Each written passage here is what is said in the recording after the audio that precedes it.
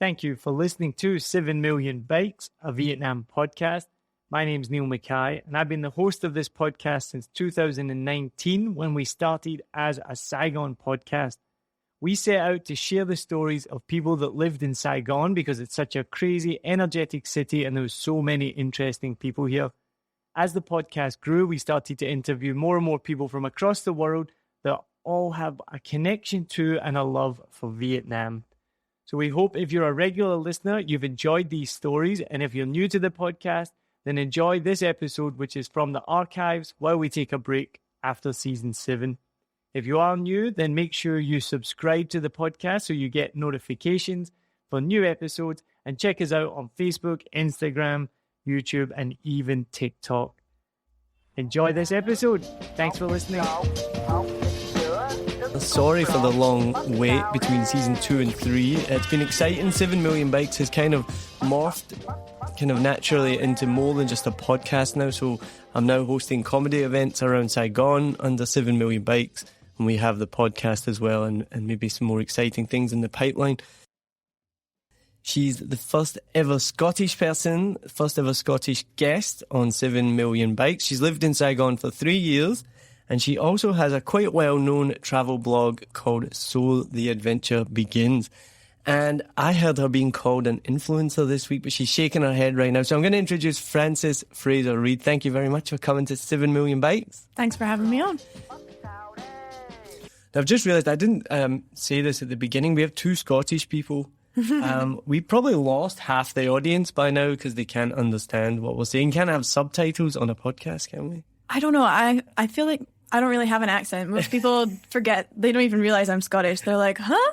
You're not from the States? Yeah, no, yours is very soft. I think mine is as well these days. I was about to say yours is too, but with us talking together...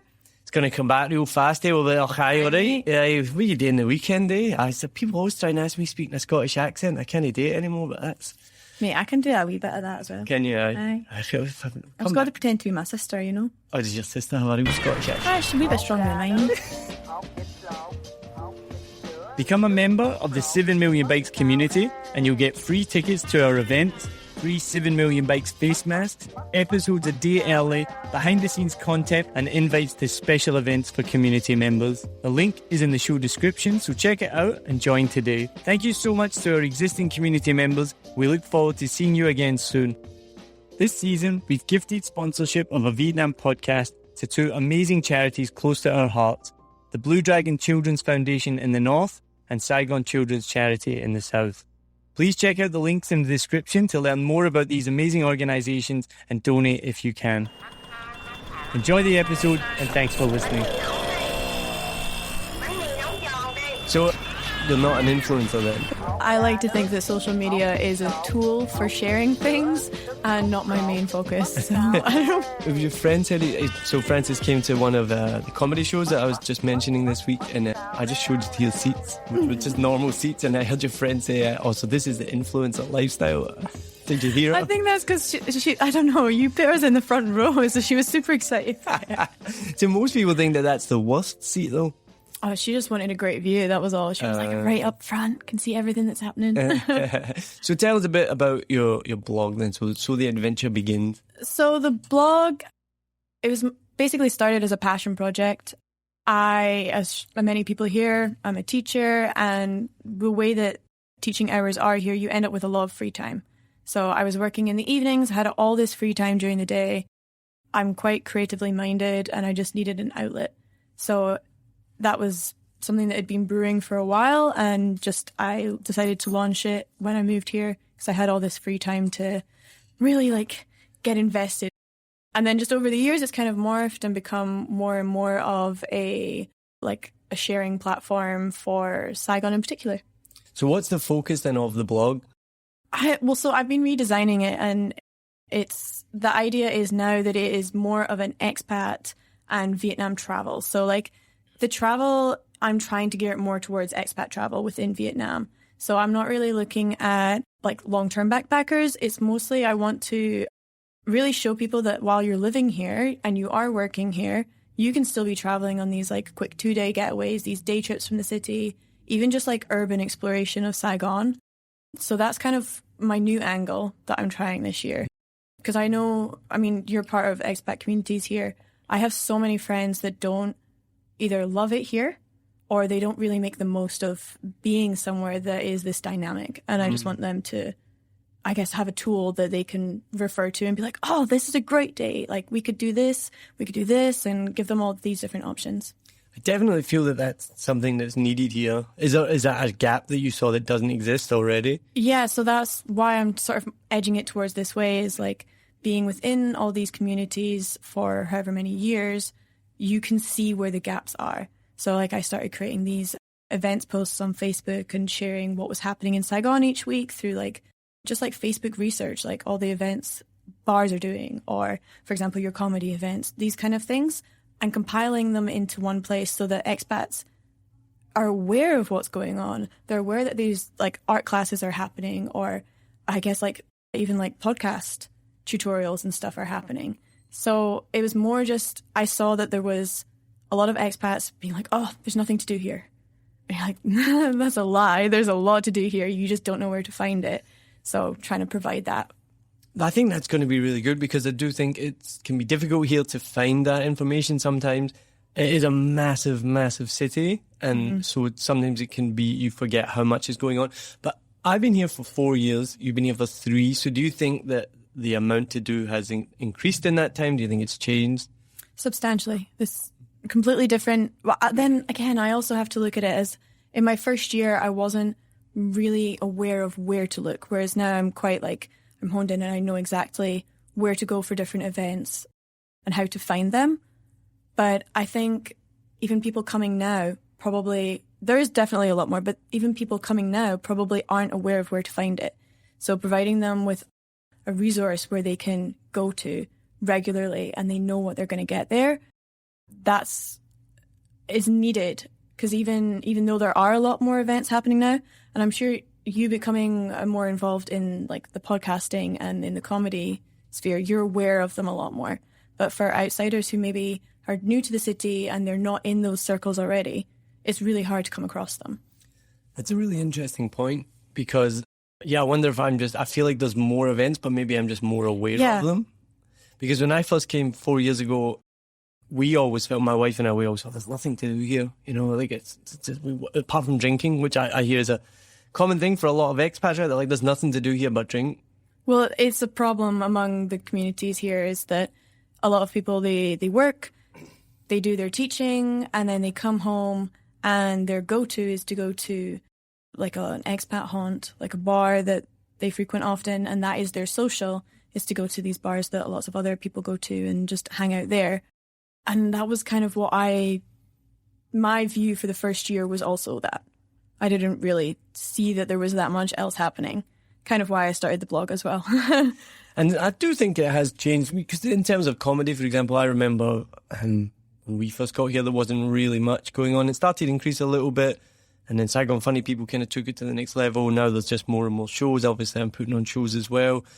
About music as well. I think music is increasing. But this is a topic that comes up in Saigon quite often, and we've talked about it on the podcast before. And I actually had a conversation this week with Lawrence Young, who runs the Ho Chi Minh City Expat Non-Troll group, if you know that one, which is now nearly like 10,000 members. And that's been a really great group, because, you know, there's a problem with trolling and on Facebook groups. Do you know, I want to do a future episode. I want to find an online troll and see if they'll be interviewed. Oh, that would be hilarious. And find out, like, why do you troll? Because some of the people, anyway, we're getting on a sidetrack. But one of the common things, so we had the show this week, the comedy show. We had about 17 people there, which is pretty good. And the shows I've been doing normally between 20 and 25 people. But Lauren said to me, he said, why is there not more people here? He said, these are great events. Why is there not more people? And he said, we've done meet-up groups as well. And we had some good success in the beginning, but then we ended up, people weren't coming. And I said to him, well, this is a conversation that we've had before on this podcast with Damien Willis, who used to run Cargo Bar, which was in Saigon, I think, before my time, so before yours. And he was explaining that, you know, you're just getting people to come away from their bar, the haunt, like you mentioned, on Boy VN, and come to D4 to come and see like an international class band is so difficult. And so what do you think it is then, that why in a city so vibrant, so big, so dynamic, there's so much art, so much creativity going on, which maybe, again, I'm just becoming more aware of it. But why is it when people come here, just like me, they think, oh, there's nothing going on here? I think it's kind of, there's two main parts to that. Is people come away expecting it to, or they come away and they are looking for that home comfort, right? The regular spots while they're still like trying to find their feet here. It's challenging to live in Vietnam because the culture is so different to, I mean, we're both from Scotland. It's completely different to what we're used to. And I guess also it's a different type of social. Like living here, it reminds me a lot of being at university because, I mean, I don't have like my family around me here. I don't have those sort of, I guess, like family responsibilities that I have to, like, you know, you have to go and see your grandparents. You have to do this, you have to do that. So we don't really have that, which frees up all of our time to hang out with friends, which is very reminiscent to university of me. Is like I didn't live at home during university years, so it was just all friends social. And I think expats are also into that. So like they're maybe going from living in that home environment with their family around them and having all this stability and stuff, and they're coming here and they're just like, whoa, I have so much free time and I'm so lost and I don't know what to do and I'm in this foreign culture and the language is completely different. It's really hard to connect with people. I'm just going to keep going back to that same bar that I saw a couple of people at and I sparked up friendly conversation with. And it just kind of escalates and that you get stuck in that rut of that's what you do every Friday, every Monday, every Tuesday, whatever days. And it's just that comfort. And the beer is so cheap. And it's so cheap. No, I've never heard that comparison before. Yeah, Saigon for expats is just a big college town. It is. Yeah, I never thought about that before. Well, we also both live in what would be like the college area if Saigon was like in the dorm area. Yeah. If Saigon was a university, you know, like we live right in the middle of where all the parties or I guess like social events are happening. Yeah. So so you think that your blog, also your new website, you think that's going to be a tool then to try and get people out more and get them out of that comfort zone? I hope so. I mean, when I started it's been going for 3 years. So it's like every year I kind of do like a facelift on it and try and hone in on my target for the year of like what type of content I want to create. So it kind of started off just being like travel or like trips that you can take, and it wasn't really focused on Vietnam so much. And I realized that is actually the gap in the market, is that people don't know what to do at home. They know like, oh, cool, you can go to Cambodia, you can see Angkor Wat, and you can go to Thailand and the islands and all of this different stuff. Because a lot of people that come here are travelers, but they then kind of get lost when they're in the big city because it's not quite as easy to think of things. I mean, it's a huge city. It's like an urban sprawl. And I remember thinking way like years ago, like, someone mentioned something about Bintan, about living there. And I was like, I would never go to Bintan. I don't really know what is there to do there. And now I have, even just in my head, like 4 or 5 great days out that you could do in Bintan. And that's the kind of thing that I'm trying to put down on paper so that people can find it easily and they can actually go to these different neighborhoods and check them out and have a great day out there without feeling this kind of like, oh, I'm just like in my home city. Like, it's not as exciting as traveling, you know? Yeah, and it's such a big city, and as I said, it's been here 4 years and still finding new things all the time in new areas, like Bintan, the little Tokyo, little Japan area. Like I only found that out maybe a year ago, 2 years ago maybe. It's been here for a couple of years and suddenly it's like, wow, never knew this area existed, you know, and finding new bars. I wonder though, just how much people are seeking that information. I'm including myself in that. How much everyone just gets stuck in the rut, right? My vision is to try and push people. Because I have built some reasonable social following, which is predominantly people that are based in Saigon, not even just based in Vietnam, like actually in the city. So I'm hoping that it can kind of inspire people to not just get stuck in that rut of like going to the same bars and literally their only social being drinking, you know? We all have days off here, you know? You should make the most of them. I think living here is really interesting because you really understand the true sense of the word of a developing country or a developing city. And I mean, you can physically see it in Saigon with the buildings coming up left, right and centre. But the creative art scene here, in terms of English speaking, of course, because I don't speak Vietnamese, but I think even on the Vietnamese scene as well, it's developing. There seems to be more and more. So I think that's really exciting in terms of podcasting. You know, when I started this just under a year ago, I think there was one other podcast in Saigon, and I think there was like 6 or 7. That's really cool. Same with comedy as well. when I first came, there wasn't many shows going on, and now it's just more and more. Live music seems to be springing back up, I think. Seems to be more and more. Again, I don't know if I'm just noticing it or it's coming back. What do you think about the music scene here? I think, well, I was always aware that there was like acoustic nights and there was sort of open mic things going on around the city, but I do think there's an increase in it. And also that the quality of these kind of events is increasing, like the quality of the comedy, the quality of the live music. It's all going up, which is great. And I think what I'm finding really interesting to see is the lines between the expat culture and the local culture are starting to blur a little bit, and they're becoming more and more intertwined. So, for example, Dana, who does the other podcast, the Creators in Saigon one, she has a co-host now who is Vietnamese, and it's just amazing that they're now starting to be able to have more reach and really, I guess, educate both English speakers and Vietnamese on the same topics. And the same with a lot of the art things that I've seen. I don't know if it's just I'm quite creative and I'm just finding these things through Facebook that I'm interested in, but like calligraphy workshops run by young Saigonese artists, or like watercolors, all these different kind of like pottery, like throwing pottery, all this sort of stuff is not being run by expats, which I actually really, really like, is being run by like young artists in the city.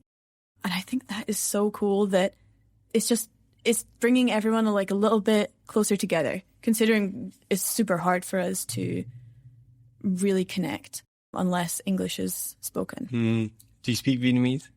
Boi gong biết tiếng Việt. Oh, I have no idea what you said. I don't understand Vietnamese. Yes, I mean, that's the thing I've noticed is I feel like the level of English spoken here has increased so much, which you would expect by the amount of English teachers that are here teaching English. You would expect to then see that, but I feel like I can physically hear it, see it. In the 4 years I've been here now, just everyone speaks English, I feel like, which makes it, I'm lazy, I completely admit, I haven't tried really. And the reason I haven't tried is because so many people speak English. It's hard to even try and speak Vietnamese, because when you do even try, not only is it difficult to speak and then they don't understand you and you get embarrassed. I just think it's crazy. So in terms of the art scene, I can see what you mean by like that blending together, but it's unfortunate because it's the Vietnamese people having to speak English to blend in with us, right? Yeah. It's not us learning Vietnamese. It's not the right way. Yeah.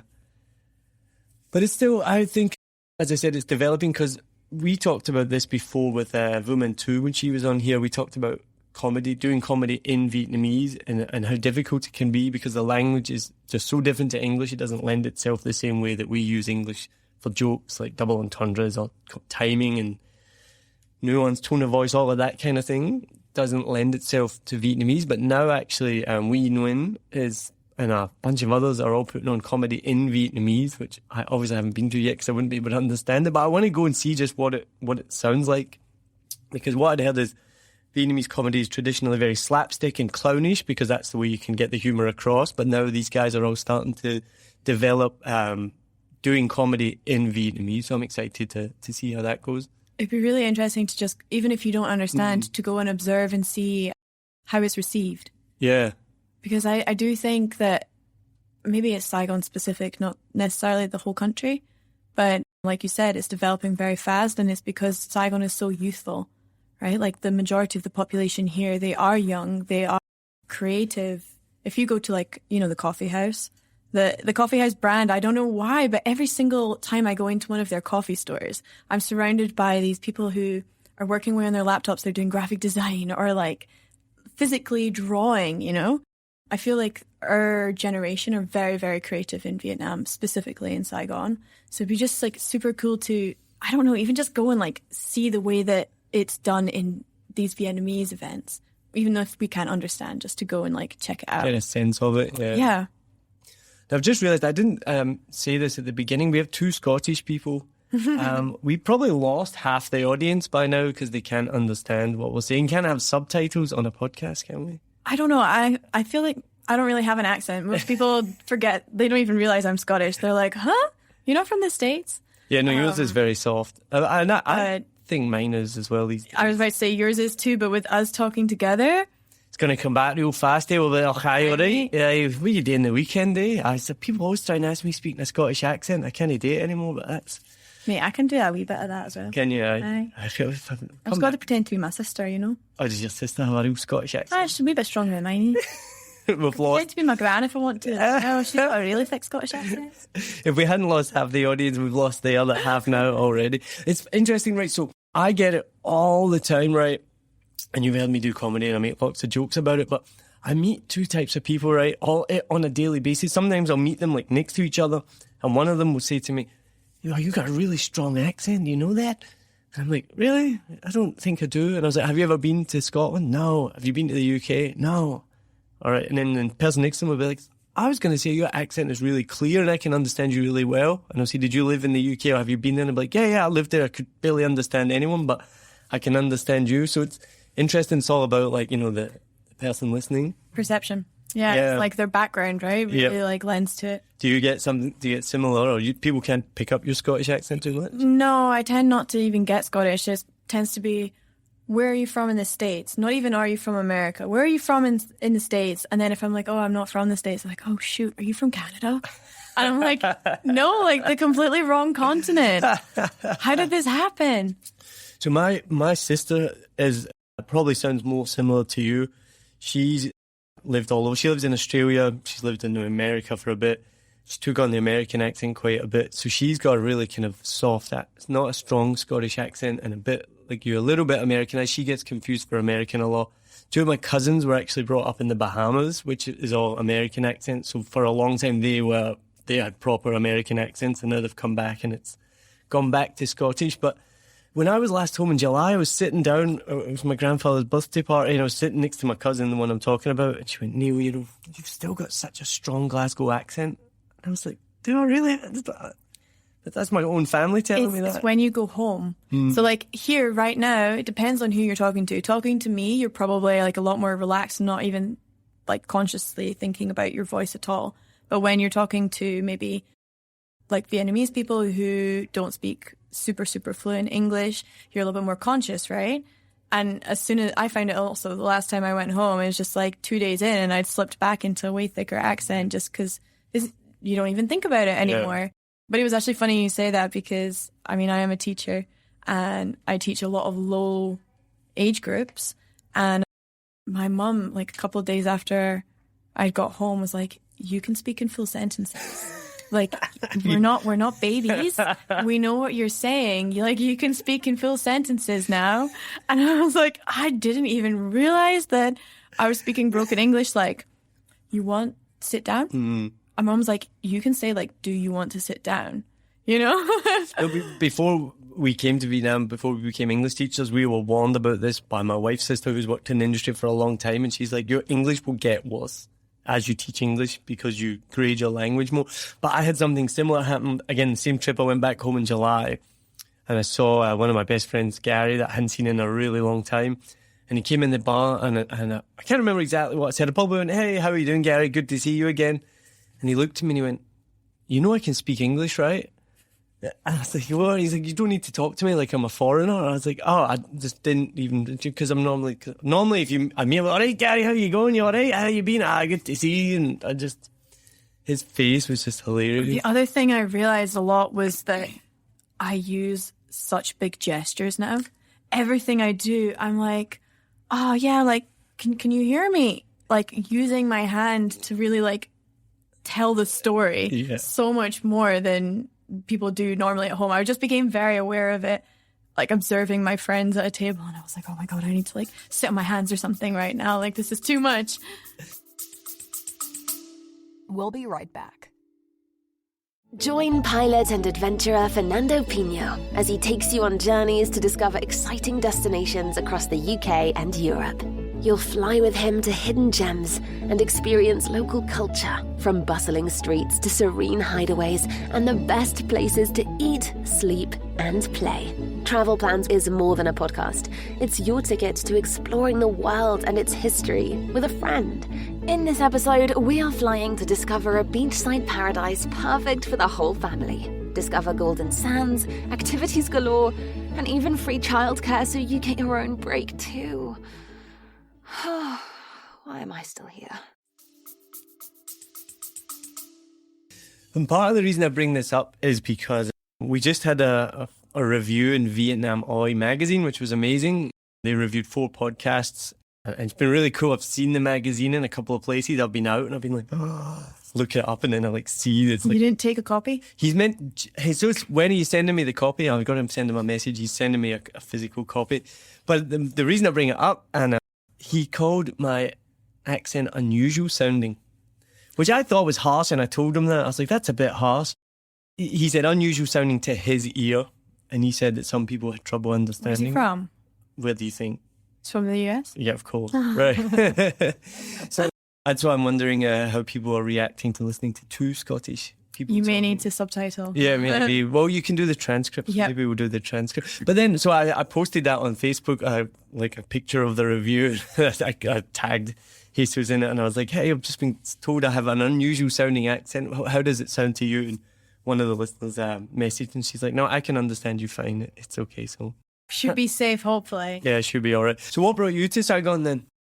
I knew that I didn't really want to work in the field that I was studying. So I was looking at options in my last year of university of different things that I could do in different parts of the world. And teaching was the one that jumped out as the best option for me. And I'd been to Thailand a couple of years before that and really loved it, fell in love with Thailand and was like, yes, there we go. I get to go back and I can explore more of Thailand. I can live there and work. And I had some friends who had just done like Cambodia, Thailand, and Vietnam as like a trio of backpacking countries.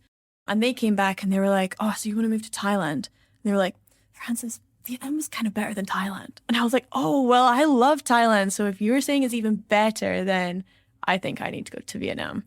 And I'd never been here before. I had a job. I had like everything lined up, ready to go. And I'd never even set foot in the country. And my friends and my family were just like, you're a little bit crazy. You don't want to go for like a couple weeks for like a holiday just to see if you like it. Yeah, I had my job before I even graduated university. Right. What did you study? I studied biology. Right. So literally nothing that I do right now is related to what I studied. And I never really clicked with it. I knew that I didn't enjoy it whilst I was studying it. It was more just I continued because if I left, I had nothing to show for a couple of years of work. Whereas if I completed my degree, I had a degree. And as far as teaching, having a degree is pretty important.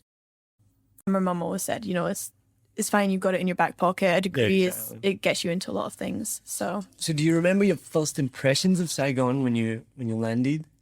I was super overwhelmed. Yeah, I think that's probably the most. I remember being like, I had a layover in Doha or something.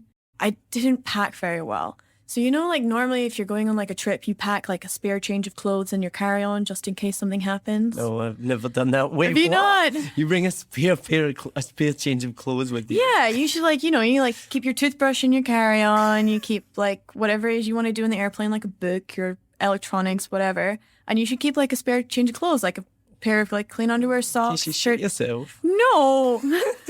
In case this happens, what happened to me? All right, go on. All my luggage got lost in transit. Right. So I arrived in Saigon for my like very first evening in jeans and like the biggest trainers I owned that were just clunky and like really ugly. So because you know, you don't want to pack all the small things. You don't want to wear all the small things. You want to pack the big things so that they don't take up as much weight, right? So I'm wearing like big thick jeans, long sleeve t-shirts. I got like a scarf with me. Did you not know how hot it was going to be here that you didn't need any of that stuff? I mean, I knew, but I also was hoping that as soon as I landed, I could change into like more comfortable items, except they were like, yeah, your luggage isn't going to be here for 3 days. So my first 3 days in Saigon, I was wandering around in this same pair of jeans. And I was like, I have to go and buy some t-shirts. I can't wear long sleeve t-shirts. I'm literally a puddle of sweat right now. It was horrible. So my first experience, kind of unpleasant one. So what I've talked about this before as well, because I found it really challenging in Saigon. Like my first year, I hated it here. I wanted to leave. I was counting down the days. What have been some of the biggest challenges that you've had here? Because you've obviously now seemed pretty settled here. It's actually funny you say that because I was exactly the same. Yeah. After the first, it was about a year and a half and I was desperate to go. I was super I had itchy feet. I was ready to go and travel. I'd had enough of of teaching, but I'd also had enough of just the general lifestyle, you know, like going to the same bars and drinking in the same places. And it was actually at that point I went through a breakup with the person that I'd moved here with. Yeah, 4.5 years went through the breakup here. So I guess that was the biggest challenge, but it was a really great turning point in terms of self-growth, because it made me really reassess what I was doing, who I was surrounding myself with, making sure that I was in a place that I was actually happy to be. And it's really funny because I was in that place that you just mentioned where I was desperate to leave. And now I'm like, I really can't leave. I'm like so sold and like in love with where I live and the friends that I have and just the whole lifestyle. I don't want to. And that was like the breakup was the turning point where I just had to sit and like reevaluate how I was spending my time here. This is kind of why I want to showcase this other side of Saigon. It's actually not the other side. This side of Saigon that people should really have as their main. Yeah. The challenge, just going back to that again, I think as well, people just get stuck, right? Like we talk about the D7 bubble. Like I know people that live in D7, they admittedly never live. I know people that live in D2 in my building that I talked to in the Taudien bubble. There was a girl in my building who came to one of my comedy shows at WAM Saigon, which is the other side of D2, and that was like far for her. It's just the other side of Taudien. Sorry for calling you out if you ever listen to this, Nicole. But you know what I mean? So I think a lot of the expats just get stuck there, and it's a shame because I think this is a great city, but you do need to make the effort. Yeah, a lot of people do find themselves getting kind of miserable, but it's the same way that they would be miserable working at home, living and doing the same things week in, week out. And I think variety here is super important. But the other side of that is do as locals do, and you'll enjoy yourself way more. Instead of only eating at selected Western restaurants or at very fancy places, going for cocktails, do what locals do here. Go and eat street food and go to the markets and see the side of Vietnam that is like super alive. You know, go for beers on the side of the canal. Like do all those cool things that young Vietnamese people are doing, and it will spark more love for the fact that like a lot of people live here and they go about their lives as if they were living anywhere else, when really you should be living life like people do here. Yeah. And it will make you enjoy it way more. That's basically what I started doing. Yeah, cool. Yeah, no, that's good advice because yeah. It's not to say that you shouldn't be going out and maybe going and having some cocktails on a rooftop bar. That's lovely. But I think it's finding a balance between, I guess, living a bougie lifestyle and a more local lifestyle, and blur the two together so that you find the right balance for you. No, I completely agree. And I think that's probably maybe the turning point, maybe partly for me. I don't know if there's an exact moment, but I like to think that me and my wife, we do that gamut, you know, where we can go out and have a bougie cocktail night and go out to a rooftop bar, but then the next day we can be going to the market and having like 20,000 baht, things like that, and getting out there and going to different places. And I think it's good advice if anyone is listening, if they're in a rut, they're thinking, what can I do? Is you just got to get out and see as much as you can. Take advantage of living here, right? Because if you do just treat it like a normal, like you live, and I do know some people that do that, they just treat it like a normal job, the normal life, day to day, and don't take advantage of the fact that we live in this really dynamic, different city. Well, I like the fact that you arrived with a Nuc Mia and I did too. And I think that just goes to show like, it's the small things, right? Like stop at the side of the road when you're driving past and get yourself some street juice because it's great. Like, it's the small things, right? You can't do that back home, go and get a Nuc Mia. That was 12,000 dong. So depending on what currency you want to use, it's 50 cents, right? For people who don't know what Nuc Mia is, it's sugarcane juice. Yeah. You see them like grinding it down at the side of the road, but we don't get that in the UK. We don't get that even in Europe. I mean, Latin America, I think you get that, but I don't think you get that in the US. And it's really funny. I was having a pool day the other day with some friends, and I was like, oh, do you guys want Nuc Mia? I'm getting myself some. And one of my friends was like, yes, oh my God, get me two. And the other girl was like, I don't know what you're talking about. Sure. And she's just hit her 2 years here. She's like, I don't know what you're talking about. It doesn't surprise me. Yeah. Some people like that. I came and I brought her one, and she was like, wow, this is great. What is this? And I was like, you literally drive past 4 or 5 people selling this every day on your way to school. How did you not know this was here? And she's like, oh, I'm going to get this all the time now. But it's those small things that, like, if you scratch a wee bit and you learn some of the things that you can do, like the local foods that you can eat, or just the hot spots that you can go to. So, for example, next to that Wham Bar that you did your comedy, it's a super beautiful sunset spot. And loads of people have now started to go there because it's really relaxing. You get to watch the river. There's people making smoothies and all different types of barbecue food. And if you indulge in those things, it makes your experience way more enjoyable here. And I'm no like expert because I still get surprised by things and I'm like, well, how did I not know about this? I'm like, what is that? And so I'm not like judging people like if you don't know. But yeah, there are some people you're like, how did you not know about this? It's more, I quite like the innocence of it. Yeah. And like just seeing the delight in her eyes was like, oh my God, sugarcane juice, I'm sold. I'll have this all the time. And it's funny, I wonder if Vietnamese people just think that we're all weird that we get so excited by sugarcane juice. I'm like, yeah, no, it's... Why you guys are so weird? Why you get so excited about this? So to go back a step, does your boyfriend still live here? He does.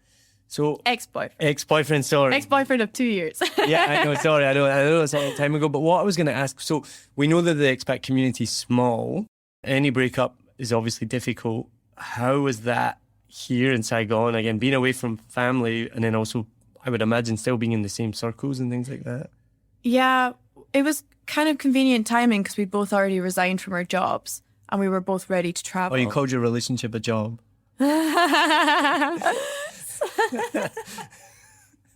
I'm sorry if you're listening. No, but it was just convenient timing that we were both in a position to leave the city and take some time for ourselves. And we did just that. He went off on his trip, I went off on my trip.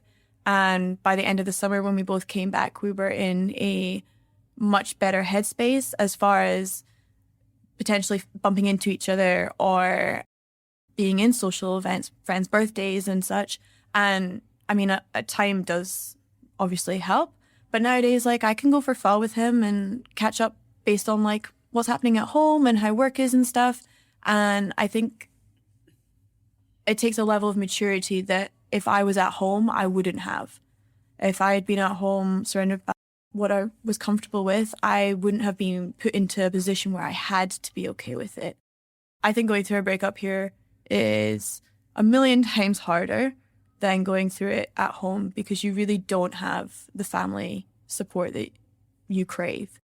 It also just depends on your social circumstances, right? Like, how many friends do you have that you would consider close friends? Because you can make friends, but there's a difference between, like, you know, I mean, my best friends I grew up with are still my closest best friends, even though I don't see them very often, you know. Which is actually kind of interesting because I would say my closest friends are now in Saigon. Oh, okay. And I think going through a breakup and then having multiple friends go through it too has really helped us bond over a shared struggle. And I think also I had a moment where I had like a breakdown, not over the breakup, but over feeling alone here. And I was just like, oh my God, I don't actually have any friends. Like, what am I doing? And it then forced me to go out and even those surface level friends to become more intimate with them and say like, hey, I'm going through this and I'm really sorry to be a burden on you, but would you mind helping me out a little bit? And those are some of the best friendships I have now. That's awesome. So I think going through a breakup here is obviously terrible, but there are definitely silver linings in it, in these new friendships, and just that you're in like a cool place where you have this free time. You have potentially financial freedom to sit and reassess what ticks for you independently of anyone else. But yeah, I don't know. It's not a fun experience for anyone. No, I know. I'm sure. And one of the reasons I'm kind of bringing it up is because we've talked about this before with other guests on the podcast, is the difficulty of being female expat in Saigon. I don't feel it so more. No? Yeah. Oh, interesting. I don't really see that it's that different from being a guy here. Okay. But maybe that's just because I'm a little confident in myself. Well, even in terms of, we mentioned trolling earlier, you know, like to the point where there has to be groups for female expats. And we've interviewed Susan, who's one of the founders of that. The female expat group has got a very great energy to it. And I think it's unfortunate that there are these trolls. And it's not to say that the trolls are all guys. But I think the female expat group has a lot of a lot of people who rally together and shut people down instead of egging them on. So if anyone does say anything offensive in any of the female groups, the other girls that are there will shut them down and be like, that's not fair. Like, what are you doing? Instead of in the guy groups, I feel like there's like 10 other people in the back like, yeah, what are you saying? Like, yeah. Like, racist comment, misogynistic comment, like just pile them all on, you know? I don't really see that there's that much difference. I think a lot of people moving here are maybe like a little bit more scared of safety. As a girl, never really felt it myself, but maybe I'm just very lucky. I have quite a lot of confidence in going out and making sure that nothing stops me. So I actually feel very, very safe walking around at night here. It's maybe the neighbourhoods that I'm in as well. Even as a guy, I think I feel Saigon's a safe place. I used to live in District 4, and it's funny if you tell a Vietnamese person that you live in District 4, they go, oh, so dangerous. And then you're like, no, that's really not. And then it was dangerous like 10 years ago when there was like big gangs. But then again, I don't know if I was just naive and walking about with like no clue when there's actually people behind me with machetes and who knows what, and I'm just like, la, this place is fine. But I generally feel like it's safe. I mean, lived in places in Australia, if you go out on a Friday night, you kind of feel like, oh, I'm worried that some drunk guy's going to glass you or something like that. We're from Scotland. Well, in Scotland as well. It's funny, a glass smashed last week when we were in a bar, and I was talking to my wife, and I was like, anytime I hear a glass smash, it's just such a violent sound, isn't it? And she's like, yeah, no, it's a violent sound. I was like, because always anytime I hear a glass smash, I think, oh, did somebody just get hit with a glass?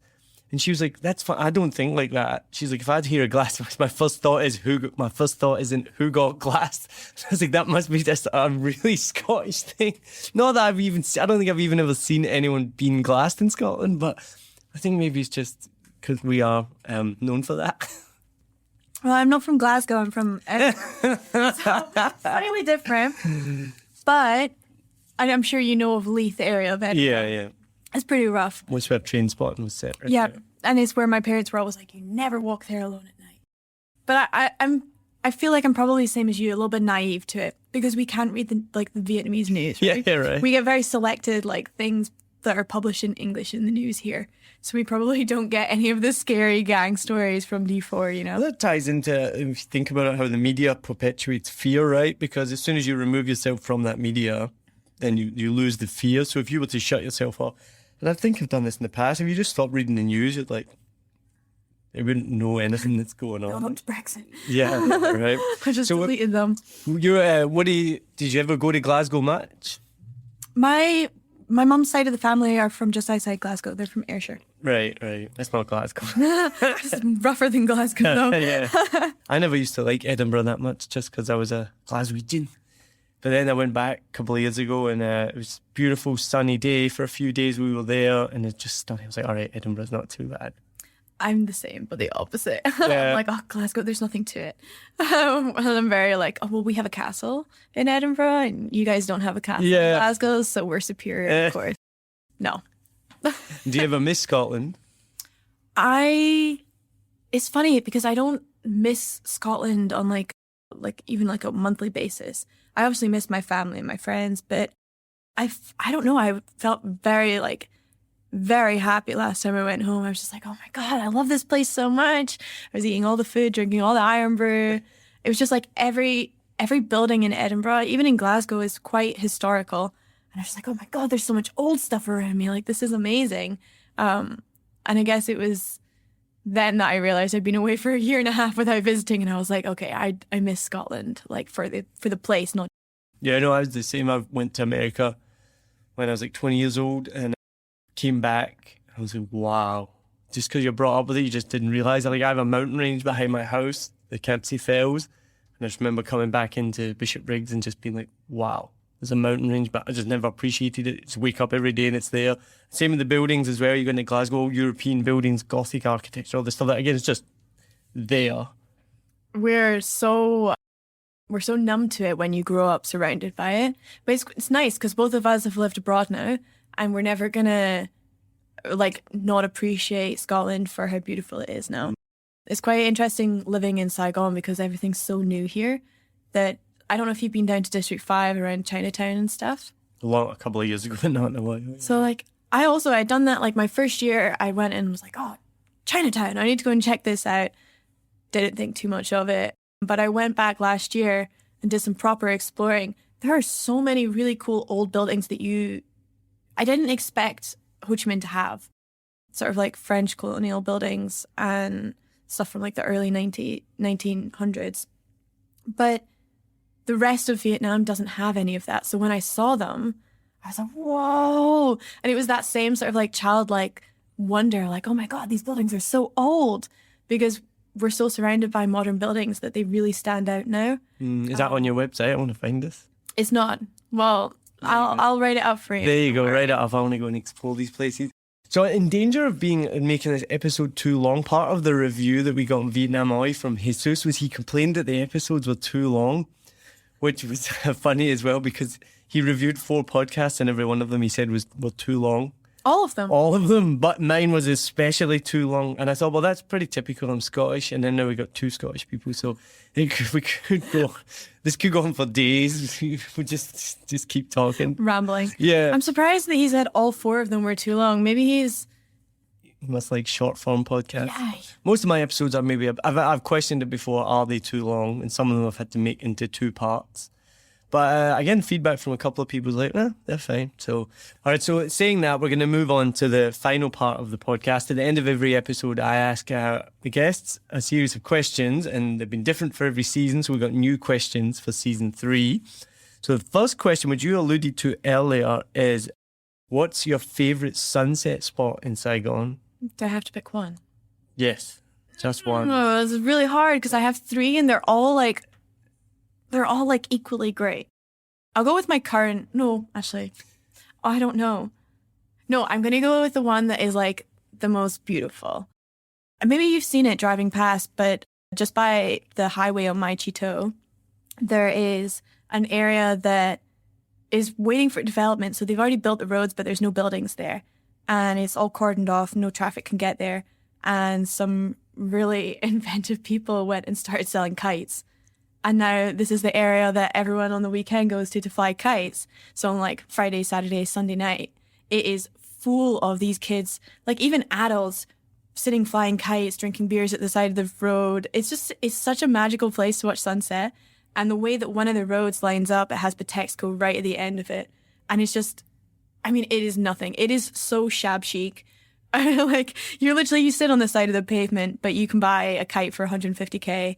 And fly a kite and drink a beer and get some corn on the cob, some cotton candy, and just see like hundreds of kids with their parents trying to teach them how to fly kites. Now, with over 7 million bikes in Saigon, hence the name of the podcast, and traffic laws are more of a guideline, what's an unwritten road rule that you couldn't live without? That you can always turn right. Yeah. I will avoid stopping at traffic lights. I will take detours just to stop stopping at like traffic lights. So I just keep turning right and right and right and right until I get really stuck on a dead end. And so for anyone who doesn't live here, if the light is red, you can turn right on red, which in America in some states is like written into the law. It's called right on red. Because it makes sense. You just give way. I found myself when I was at home, like obviously we drive on the other side of the road, but like we pulled up to lights and I'm just like, Mom, what are you doing? And she's like, what do you want me to do? And I'm like, keep going. Like, it's weird, isn't it? Yeah. So in the UK it would be left on red. Turn left, yeah. But it is weird when you go back because you'll be sitting at a junction and maybe in the evening or at night time and there's nobody there and you're just sitting at this red light and it's like, because I think we are treated like babies in the UK, what do you call it, like a nanny state, and too many security cameras watching you. Yeah, and like just stupid rules. Like give people a bit of common sense. Like I get it, but like if you're at a junction at 2 a.m. and it's empty and you're sitting there just obedient to this red light when you just turn left and go on your day, like it's ridiculous. You know the Unabomber story? No, go on. He talks about this in his manifesto.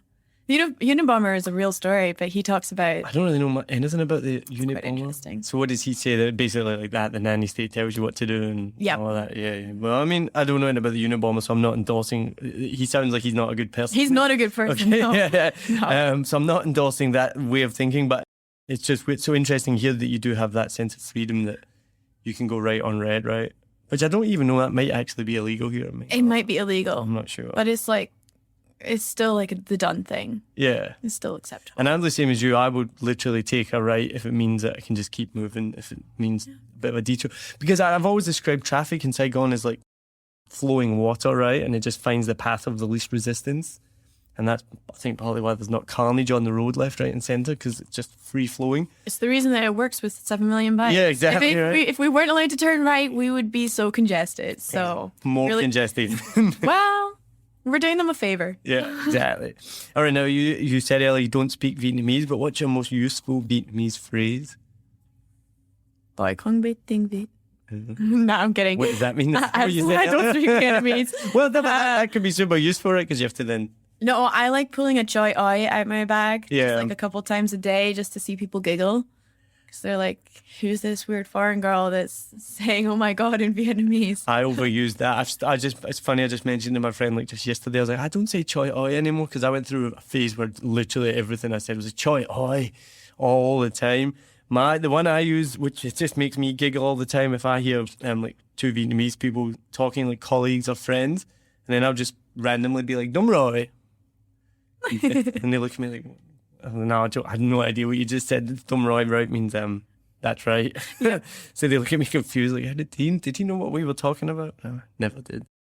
Now, would you rather live in Saigon now with all the mod cons that we enjoy, or 20 years ago, so it would be, sleepier, quieter, cleaner, but there would be less international food, coffee, art, all of that. So what would you rather, Saigon now or Saigon 20 years ago? I love Saigon now. I'm sticking with it. Yeah? Yeah. For sure. I'd love to go back and see what it was like. I wouldn't mind to see it, but I wouldn't want to live in it. No, I really like how dynamic it is right now. And I feed off of the energy of the busyness. So to go somewhere sleepy is like, I'm quite happy to go to somewhere sleepy like Dalat for the weekend, but I wouldn't be able to live there long term. So I need the 7 million bikes and the hum of Saigon. Yeah. Well, in saying that, what would you say, what's missing from Saigon?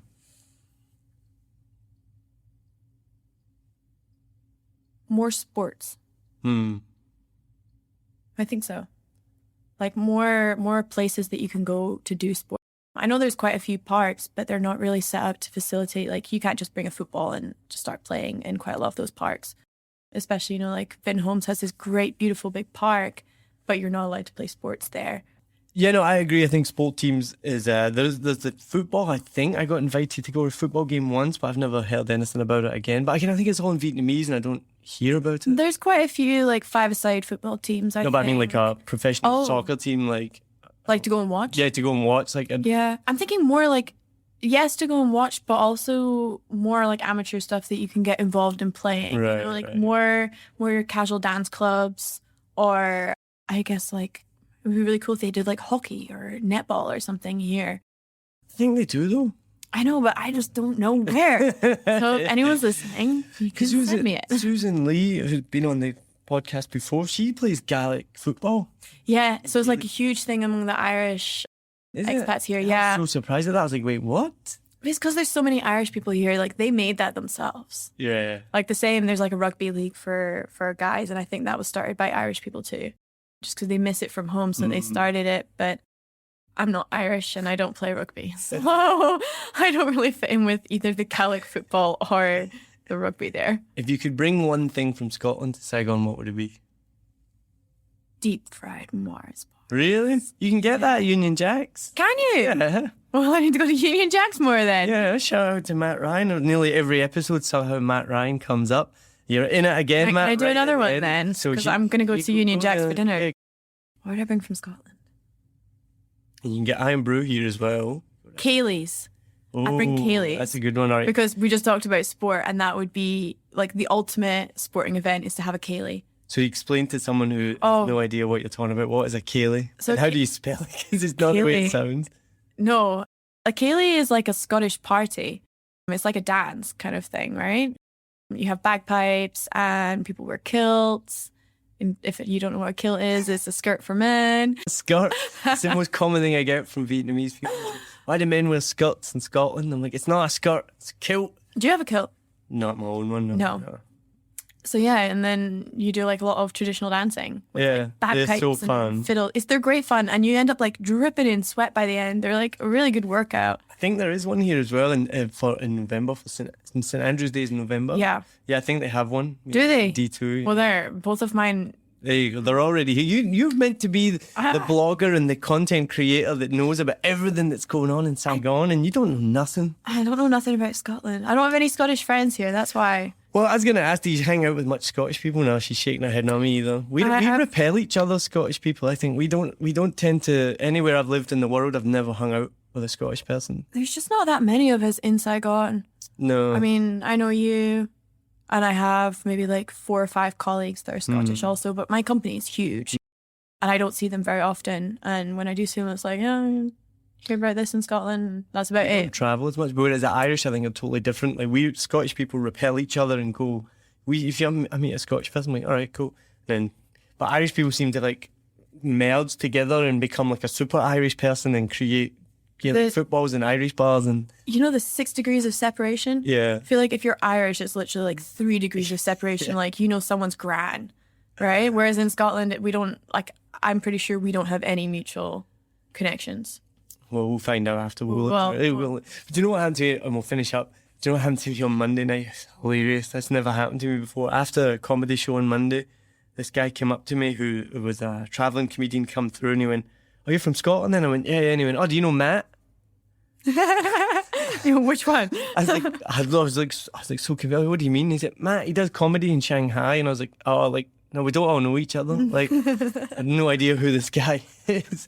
In Shanghai. Yeah, I know. Different country. Different country. Asia, it's all the same right now. Anyway, so that made me laugh. So we'll finish up on that. Thank you so much for being the first guest on season 3 and the first ever Scottish guest on 7 Million Bikes. Thank you very, very much to Waves, who have provided an amazing sound engineer, who's here today listening to us talk absolute nonsense. They've provided an amazing studio, so hopefully the quality of the sound will be better than previous seasons, and they've just been really supportive. So look out for the Waves app. You can download it in the Play Store or Apple. What's that called for Apples? App Store. App Store. I'm an Android guy. I was like, what is it? So the Apple App Store. So their Waves have been amazing. Also look out, we're going to be featured on Bliss magazine as well, so thanks to them, they're going to have the podcast on the front page of their magazine, and we're going to do maybe an episode with them, and maybe they're going to do an article about podcasts as well, which will be cool. If you want to listen to future episodes, you can go to www.7millionbikes.com. You can also get anywhere you listen to podcasts, pretty much Spotify, Apple, Google Podcasts, Stitcher, Castbox. There's a million different places, and on the Waves app as well. You'll be able to find it there. Please go to the Facebook page, just look up 7 Million Bikes. That's where I'll post all the new podcast episodes. But as I mentioned, we're doing more comedy shows and events, so look out for that. You'll see, get updates on that, and hopefully if you're in Saigon, you can come out and see comedy one night. You'll see me perform, see some of the top comedians, and Francis often comes, and you'll maybe meet Francis in the audience as well. All right, so thank you very much, and I hope you enjoyed the episode, and you can listen in next week. Cheers. Thanks for listening to this episode of 7 Million Bikes, a Vietnam podcast. We hope you enjoy hearing our guest stories. If you haven't already, please make sure to subscribe to the show and turn on notifications so you never miss a new episode. Thank you so much to our producer, Lewis Wright, for making sure the show sounds as good as possible for you. And also a big thanks to the 7 Million Bikes community members and everyone who supports us. Don't forget, if you haven't already, you can join the community today. The link is in the description, and you'll get free event tickets, free 7 Million Bikes face mask, and invites to special member events. Also follow us on Facebook, Instagram, YouTube, and I'm still ashamed to say this, TikTok. Most of all, if you can, please donate to Saigon Children's Charity or Blue Dragons Children Foundation's COVID Appeals. Remember, we have 6 seasons of stories to share with you, so check them out if you haven't already, and we hope you can listen to future episodes too, so you can laugh, connect, and discover. Cheers!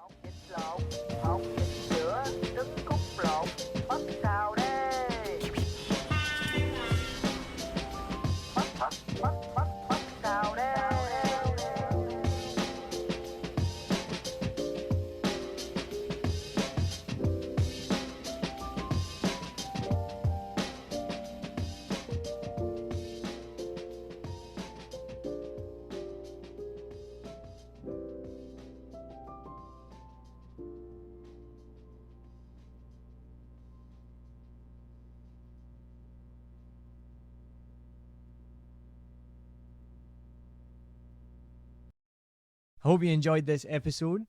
If you're like me, you may use your laptop at places where you have to use public Wi-Fi. This opens you up to digital snoopers. It's a massive problem. It can be your internet service provider, or you know who, looking at what you do online, or a cyber criminal trying to steal your bank passwords or credit card info, or even a hacker at the next table trying to steal your sensitive data. These days, it is vital that you keep your data safe. NordVPN keeps all of these snoopers away. It makes your internet activity private, protects you from accessing dangerous websites that are phishing for your data, and lets you enjoy your favorite content securely, even while away from home. And it's easy to use, even I could use it. I've actually been using NordVPN for years now here in Vietnam, and I'm excited to be an affiliate partner with them. I've used NordVPN to watch Netflix, BBC, Disney Plus with ease, and I also know that my information and data are safe from prying eyes, whoever they may be. Join now and you'll get 68% off and 3 months free when you go to my link, nordvpn.com/SMB. Just again, for those hard of hearing, nordvpn.com/SMB. The link is also in the show notes. I know nobody checks them out, but go check that out and you can get the link from wherever you are listening to this podcast. As an affiliate partner, it also means that I will get a small commission when you sign up, but at no extra cost to you. So not only will you be getting a great deal through 7 Million Bikes, you get a great VPN and you'll be supporting 7 Million Bikes podcast. Stay safe online and enjoy the shows you love. Any questions, just let me know. You know how to get in touch with me. And thanks for listening to this show. Cheers.